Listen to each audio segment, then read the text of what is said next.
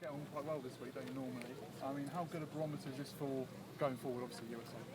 Yeah, I mean, I think Wentworth's been a hit or miss tournament for me. I mean, I've finished second twice in the last 5 or 6 years, so I've had a couple of good chances to win. But yeah, I mean, my game's been smooth coming in here. I've had 3 top 10s in a row, so I'm hopeful I can carry that on going and get myself in contention. Because when you play in front of a British crowd, especially a local crowd, for me, it's nice to be able to sort of get them behind you when you're playing well. Yeah, does the enormity of the tournament help as well? You know, big stellar cast as well. Yeah, absolutely. It's all you get up for it, and the first tee is always a really nice occasion. And this year's going to be very special for me because in the years past, I've always seen the big trophies sitting on the first tee. Rory and Graham McDowell have managed to win US Open. Harrington, the Ryder Cup sits on the first tee. So now it's my turn to have one of my trophies sitting there. So that'll be a really nice occasion when I tee off Thursday and see the US Open trophy sitting there. Give you a little touch on that for that first tee shot. I've done my fair share of touching it in the last year, so but it's now time. It's actually, this is the last week I have it. It goes back after this tournament, so it's now time for me to start thinking about winning it again. How do you feel your form's been since that US Open win, in general, particularly in the majors? I would say generally been pretty good. It's been consistent. I've had a lot of top 5s. I haven't won, which is probably something I'd like to do in the next couple of weeks before I get back to the tournament. I'd like to win, but at the same time, that's not really going to drive my performance at the US Open, but I would say I've been solid. Majors, the Open Championship was disappointing, missing the cut straight after the US Open, but I felt like I had a lot on my plate.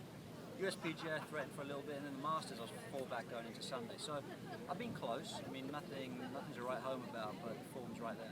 And how much expectation are you putting on yourself? PGA Championship, the US Open, the Open straight off? There's no value putting expectation on yourself. Obviously I'll focus hard on my preparations, and I'll focus hard on my game, and then I'll focus hard on my mental approach and my commitment. Yeah. And you've got to trust that gets you in contention. I'm not going to force it. You can never force the issue. So I'll do exactly what I did at Merion last year. It worked out for me there, and hopefully it'll produce the same situation.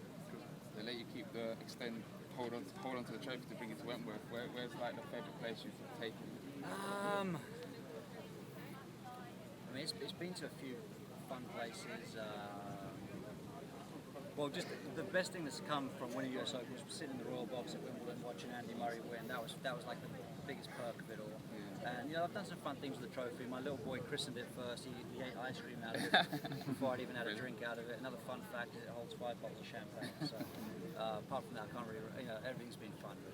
Are there any courses you particularly enjoy playing on the PGA Tour? Memorial next week is one of them.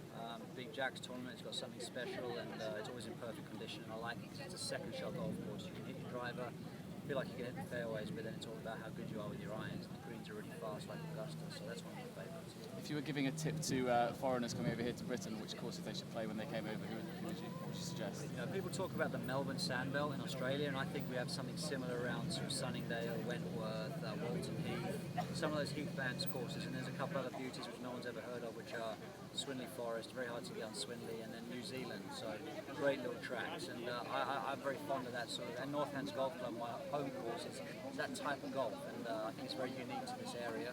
But obviously you've got all the links golf too, Ireland, Scotland, you name but loads of them. But my 2 favourite links are Turnberry and Royal Birkdale. Justin, US Open, what are you expecting out of Pinehurst this year?